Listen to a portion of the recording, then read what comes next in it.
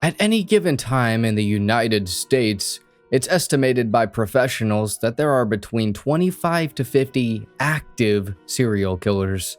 Now, by active, this basically just means that they haven't been caught yet, but they are believed to still be at large and very likely to offend again.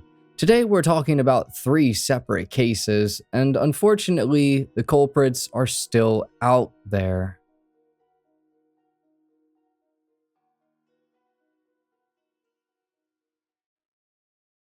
Hello, friend. Welcome to High Time Crime. My name's Joel, and on here I specialize in true crime and also training for the Cat Olympics. But anyways, today we're going over 3 active serial killers in the United States and specifically what they did. Number 1, the Kauai serial killer. Between April to August of 2000, a serial killer was running rampant on the island of Kauai, and it all started on April 7th of 2000. Lisa Bissell was 38 years old, and genuinely there's not much information out there about her. She lived in Hanapepe, which is a small town on the west side of Kauai. What Lisa did for a living is unknown. The only thing that I could really find out about her was that at some point, several months prior, she confided in an unnamed friend about someone who was threatening her, and she said that the person possibly was somehow linked to the Kauai Police Department. But on Friday, April 7th of 2000, something happened, and it's not stated what. Most likely, Lisa was walking along a road in Waimea, which is a town that's about 10 miles away from Polihale State Park, which is a remote beach that's on Kauai's west coast, and it's known for its scenic views. But Lisa would have been walking during the day. Next, somebody abducted her, and this is believed to be the case because a bunch of her stuff was found on the road. Later in the day, at about 2 to 6 p.m., Lisa's body was found in a ditch near Polihale State Park. She was assaulted, beaten, stabbed multiple times, and also had her throat slit. After this happened, police took DNA evidence, but not long after this, something else would happen. On May 22nd of 2000, a 53-year-old caretaker named Nancy Jones was doing yard work at her client's home in Keikaha. This isn't very far from Waimea and Polihale State Park. But all of a sudden, a guy approached Nancy while she was doing the yard work, and he introduced himself as John and being homeless.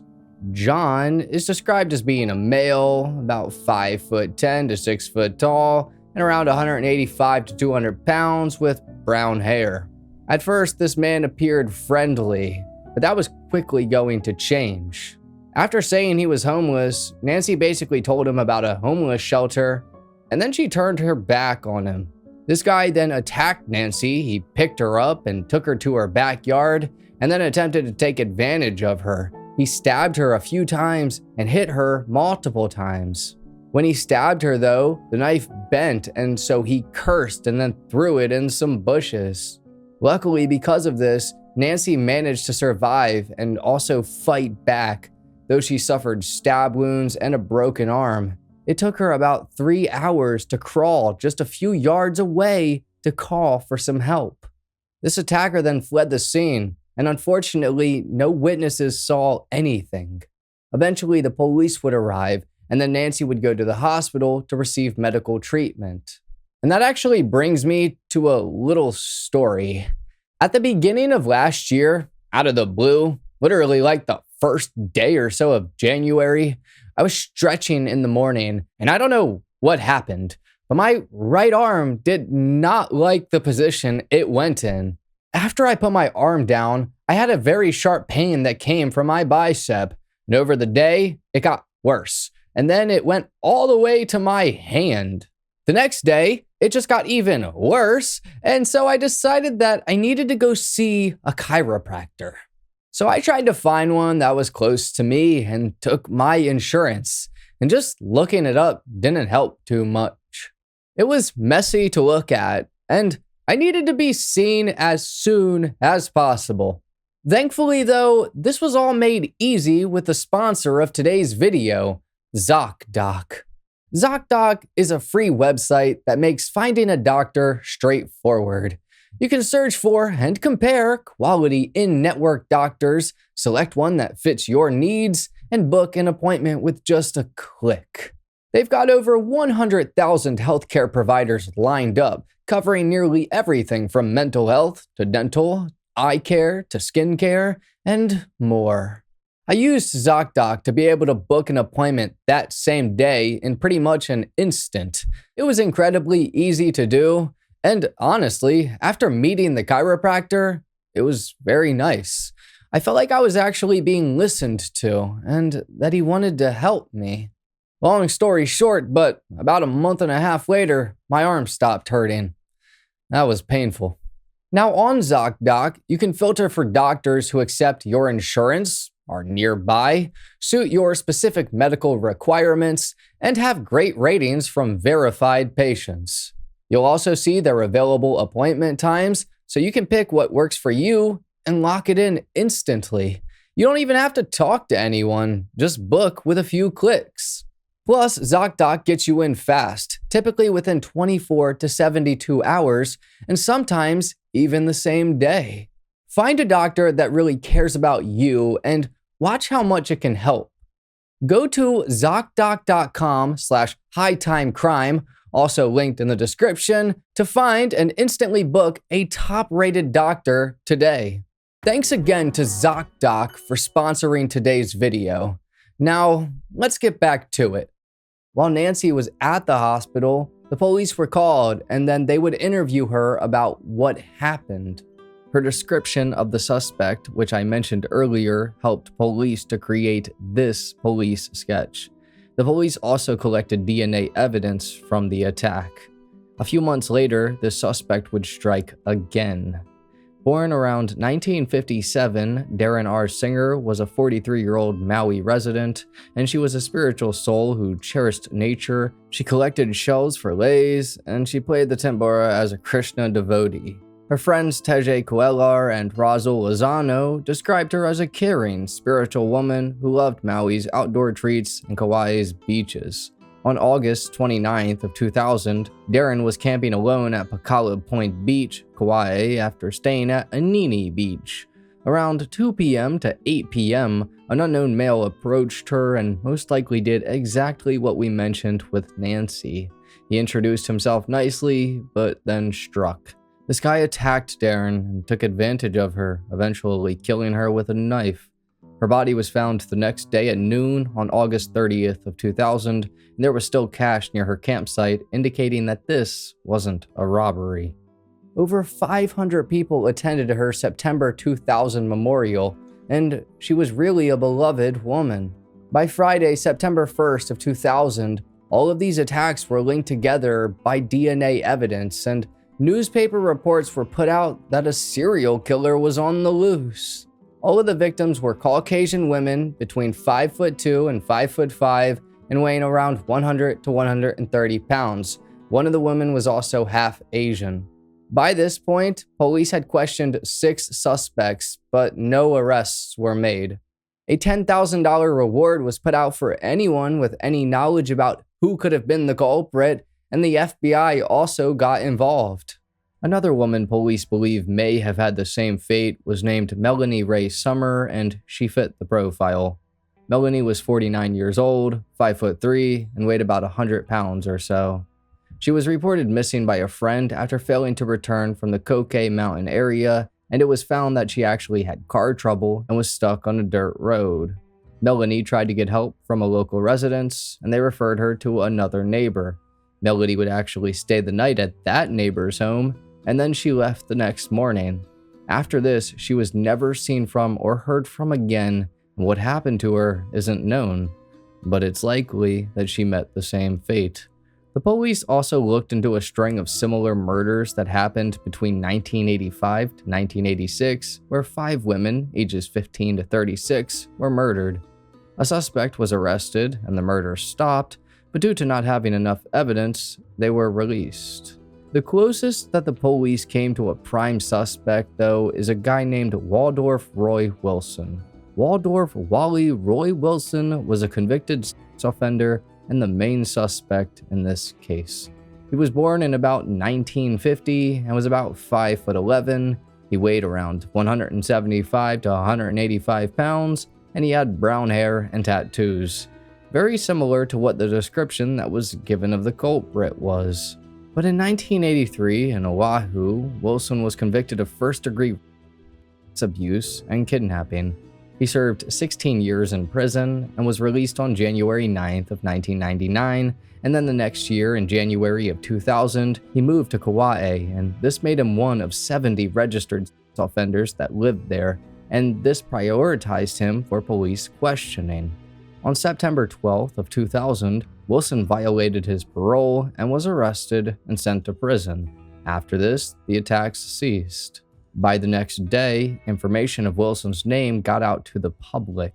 Apparently, Wilson's girlfriend stated that on the nights of the attacks, he was nowhere to be found. Now, in late 2000, Nancy Jones, the lady who was attacked, was shown a police lineup that included Wilson in it, but she didn't identify him. I believe she stated that she was afraid she was going to be hurt if she did identify someone. DNA evidence was also taken from Wilson, but the results were inconclusive and lacked a definitive match. By February 28th of 2002, Wilson was paroled again, but then he got sent back to prison again on June 15th of 2002 for violating probation. This time, he failed a polygraph test. He eventually was released and moved to Oahu. Wilson, on September 11th of 2002, filed a defamation lawsuit against the KPD, Honolulu Magazine, the Garden Island, and a few other news outlets claiming they falsely named him as the serial killer and that the KPD coerced him into a polygraph test. By 2009, this lawsuit was dismissed by the Hawaii Supreme Court, and by 2010, Wilson moved back to Kauai. Whoever it is, someone is responsible for the murders of those two innocent women and the brutal attack on another innocent woman.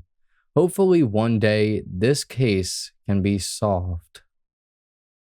Number 2. The Boca Raton Mall Killer. In the year 2007, from March to December, a killer was lurking in Boca Raton, ready to strike at any moment. It all started on March 23rd of 2007 at the town center in Boca Raton. Randy Ann Mallitz-Gorenberg was a 52-year-old wife and mother of 2. She was born in Brooklyn, but later moved to Florida and at some point in time got married to a man named Stewart. These two would go on to have 2 children, and they lived a good life. Stewart was a chiropractor, and I believe Randy was a stay-at-home mother. She was very involved in her children's lives and their school activities. Randy was described as being a warm, kind, and magnetic individual with a deep love for nature and helping others. She loved hiking in the woods and just life itself. On March 23rd of 2007, though, at about 12 p.m., Randy drove to the town center at Boca Raton, which is about a 5-mile trip from her home in her 2007 Mercedes-Benz GL 450. She entered the mall and shopped at Old Navy and purchased a top, a John Legend CD, and I believe some other things. Now, at about 1:15 p.m., surveillance footage captured Randy leaving the mall, carrying her shopping bags and purse. She was alone and walking towards her SUV, but I guess she went out of view because at 1:16 p.m. or so, a man abducted her. Next, he made her get into her own SUV. What happened for about 20 to 25 minutes is unknown, but then this man drove about 10 to 15 minutes or so to the South County Civic Center, which was 5 miles away, most likely to go to an ATM. However, Randy didn't have any debit cards on her because she was only using her credit cards. The police believed this made the suspect very angry, and this is when he decided he was going to kill Randy. At 1:15 p.m., he shot her in the head and pushed her out of the car in the parking lot. A witness actually called 911 to report this and said they heard gunshots and saw Randy get pushed out from the SUV. The police responded very quickly, and immediately they found out Randy was dead. Her SUV was also found out front of a Home Depot that was 2 miles away, and it was abandoned at 1:59 p.m., only minutes after Randy was shot. Randy was found to have had her pretty expensive purse stolen, her shoes stolen, and her phone as well. DNA evidence was taken, but there was a lack of witnesses, and so nothing would really come from this, though Randy's credit cards were used later in Connecticut and Massachusetts. But a few months later, the man who was responsible for Randy's death would strike again. This woman's name was never released, so they call her Jane Doe. She was a 30-year-old mother. Well, on Tuesday, August 7th of 2007, Jane and her 2-year-old son took a trip to the town center at Boca Raton in Jane's black Lincoln Navigator SUV. At about 2 p.m. or so, Jane and her son arrived to the mall and parked in a Nordstrom parking garage. Jane chose to park close to the entrance, only 3 spaces in. She and her child spent about 3 hours shopping around stores, and this day was pretty busy at the mall. So at about 5 p.m., Jane and her son would leave the mall, and first she put her son into his car seat, which was on the rear passenger side of the Lincoln Navigator. Next, she put the shopping bags and stroller into the trunk, and doing that took a minute or so. After finishing up, she walked from the trunk to the driver's side door, and as she opened the door, something terrible would happen. Out of nowhere, a man slipped into the back seat of her SUV right next to her son and pointed a gun to his head. Jane pleaded with this man to take whatever he wanted. Just please don't hurt her and her child. Jane tried to avoid any confrontation, and this suspect ordered her to drive to a Bank of America ATM not far from the mall. This wasn't Jane's bank, and so while at the ATM, she said she doesn't think it's going to work. It did though, and so Jane then withdrew $600 in 3 separate transactions, and because the ATM had a daily limit, she couldn't take out any more. Somehow the suspect managed to avoid the ATM surveillance cameras, and apparently he asked if they need to give Jane's child some water or a bottle because he was crying. Weird, but at about 5:15 to 6 p.m., after Jane withdrew the money, the suspect ordered her into the back seat, where he then bound her with what was described as a kidnapping kit. This man zip-tied both of her feet and wrists and put novelty handcuffs on her hands. He also put some sort of goggles that were blacked out to block her vision, and he zip-tied her neck to the headrest. Next, the suspect took the wheel of the car and drove very erratically. Jane tried to pretend like she had asthma and asked the suspect for her inhaler, but he just threw her purse at her. This suspect promised to return Jane to the mall, but he didn't, and instead decided to drive to a movie theater parking lot. While there, he pulled out a pocket knife and held it to Jane's neck and cut one of the zip ties. Meanwhile, Jane's son was screaming like crazy, and also her son's father was actually calling Jane a ton, trying to find out where she was. This was irritating the suspect. Jane managed to talk to the suspect more and realized his motive extended beyond just robbery, that he was getting some sort of gratification out of being in control. She somehow also managed to calm him down to the point where at about 6 to 6:30 p.m., he drove both her and her son back to the town center mall and left them there saying, "You're going to be here for a while." Not too long after, Jane managed to wiggle free by maneuvering the handcuffs under her feet to the front. She loosened the zip ties and removed the goggles. Next, she grabbed her son and ran to Saks Fifth Avenue, and the police were called. The Boca Raton police would arrive, and apparently at first they were skeptical of Jane and insisted she was lying, so they gave her a polygraph test, and she passed. A detective named Juan P. Juan led the questioning, and Jane gave a description of the suspect, which led to a composite sketch. The man was in his late 20s to early 30s and about 6 foot tall with a regular build. He had no body hair and was possibly Hispanic or Pacific Islander with a curly ponytail. He had sunglasses, driving gloves, a floppy boonie hat, a gun holster, and he had a handgun and pocket knife. Not only this, but an entire kidnapping kit, which just proves that he was ready to strike whenever an opportunity arose. Shame on the Boca Raton police for not believing Jane, as this killer would soon strike again, specifically on December 12th of 2007. Nancy Boquicchio was a 47-year-old single mother and a resident of Boca Raton, Florida. She had a 7-year-old daughter named Joey Boquicchio Hauser, who was born in 2000. Nancy was born in New York and relocated to Boca Raton after divorcing her ex-husband.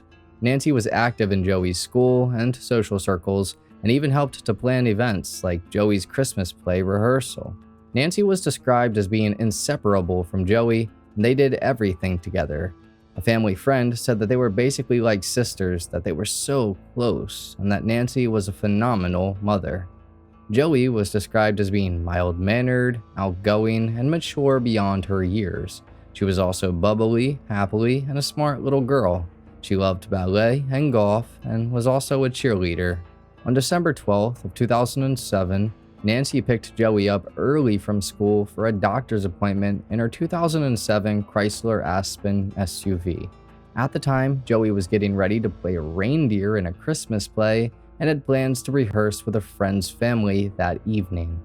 After the doctor's appointment, though, Nancy and Joey drove to the town center at Boca Raton, which was about a 5 to 10 minute drive from their home. The plan was to get a gift card at the mall. Nancy and Joey then entered the mall at 2:19 p.m., and almost an hour later at 3:11 p.m., these two would leave the mall using the Sears exit, and they began to walk towards Nancy's SUV. What exactly happened here isn't known, but most likely it's the same thing that happened with Jane, where the suspect just jumped into the back seat. But at 3:14 p.m., a 911 call was made from Nancy's phone, but it disconnected immediately. A few minutes would pass, and at 3:19 p.m., surveillance footage showed Nancy withdrawing $500, and the police stated that there were people in the back seat of the SUV. This was Joey and the suspect. The suspect once again avoided being caught on the ATM camera. At some point between 3:20 and 3:30 p.m., the suspect would bound both Nancy and Joey in the back of the SUV with duct tape, zip ties, novelty handcuffs, and once again blacked out goggles. Nancy's handcuffs were found broken, which suggests she fought very, very hard to try and do whatever she could to protect Joey. I also read that her hands were both broken as well. Unfortunately, both mother and daughter would be shot in the head and killed. After this suspect killed Nancy and her daughter, though, he drove the SUV back to the Sears parking lot, and here it would sit idling for about 8 to 9 hours while both Nancy and Joey were dead inside. At about 11:45 p.m., a security guard noticed the SUV in the parking lot and decided to call a non-emergency police line for them to come check it out. When the police came out, they realized it was an emergency, and the scene was incredibly gruesome. A massive investigation was launched, and even the FBI got involved. The zip ties and duct tape were traced to a Miami-Dade big box store, and some DNA evidence was taken, but that's honestly about it. There hasn't been many updates to the case. There's been a few suspects and whatnot, but nothing major. Hopefully one day these women and that poor girl and their families can receive the justice that they deserve. Number 3. The Eastbound Strangler. In the fall of 2006, specifically over a 5-week period from October to November, a serial killer was active in Atlantic City, New Jersey. It's believed to have started in early October with a woman named Barbara Brader. She was 42 years old and born on June 5th of 1964. Not much is known about her besides that she had a daughter and struggled with addiction after dealing with an injury, and she was known to have been an escort. Sometime in early October, though, Barbara went missing. A few weeks later, another woman would go missing. Molly Jean Diltz was 20 years old and born on June 24th of 1986 in Latrobe, Pennsylvania, to Werner and Nicola Diltz. Her and her family would later move to Black Lick, Pennsylvania, which is a rural community with a very small population. Basically, it's a coal miner's town. But Molly spent her whole childhood there until her mother Nicola died due to heart problems in the year 2000 when Molly was 14. This really affected her and things were only going to get worse. By this point, Molly's father Werner was the only one raising her and her brother Thomas, and he was a gas driller, and eventually they would all move to Blairsville, PA. Mary would attend Blairsville High School, but she dropped out during her junior year at the age of 16 to 17. This was in 2002 to 2003. At that point in time, she was a special education student and had a bad attendance record. Her peers said that she was a tomboy and a loner who drank and smoked a lot. By the year 2004, Molly was 17 and began dating a guy named Jeremy Clausen, and she would end up getting pregnant. The next year, by the time she was 18 in July of 2005, her son Jeremiah was born. Also sometime around here is when Molly's brother Thomas somehow passed away. This would send Molly further down, and by December of 2005, she was arrested in White Township, Pennsylvania, and faced a drunken driving charge after she struck a guy named Jeffrey's car in a McDonald's parking lot. She admitted to the police she tried to hit him, and so she was also facing assault charges. Her trial for this was set for December 7th of 2006. Molly, only a few months later, on March 20th of 2006, was arrested at a motel in White Township, but the details about why are unclear. By the summer of 2006, Molly was working at a KFC in Burrell Township, Pennsylvania, and her coworkers described her as being friendly and pleasant. Her family also had some things to say, which I'll tell you now. Molly's father, Werner, said that he wants everyone to know Molly was a good woman and a good mother. Her sister-in-law, Linda, said quite the opposite with, "Yeah, she did crack. Molly wasn't really troubled, she just wanted to be the center of attention."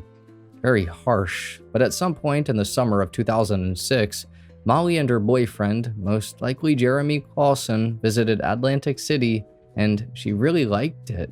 Now, on October 7th of 2006, Molly would go to Atlantic City again, and it's unclear if this was for vacation or for something else. This is because she called her father Werner on October 7th of 2006 to let him know that she was there, so it's clear that he knew she was going. But not long after arriving, though, Molly would vanish and the calls to her father stopped. And soon, another woman would go missing. Tracy Ann Roberts was born on April 7th of 1983 in a small town in Delaware to Joyce Roberts. Not much is known about Tracy besides that she had a 5-year-old daughter that was born in 2001. Also that Tracy was trained as a medical assistant, but sometime after this, things just spiraled down. She eventually became an exotic dancer, and from there, this came into play, and so did escorting. Originally, Tracy lived in Philadelphia, I believe with her mother and child, but eventually she left for Atlantic City in late 2005 to early 2006, partially to escape in a relationship. By November of 2006, though, Tracy was assaulted by a man who wanted to be her, and he struck her in the throat, which caused her to cough up blood, and so she was hospitalized. This was the last time that she was ever seen alive. And just a few weeks later, the final woman would go missing. Kim Raffo was born on February 12th of 1971 and spent her childhood and teenage years in Canarsie, a working-class neighborhood in southeastern Brooklyn. Kim's cousin Juliet described her as always smiling and always happy during this time. By 1989, Kim got married to a guy named Hugh Auslander, and eventually they'd move to Florida and have 2 children together.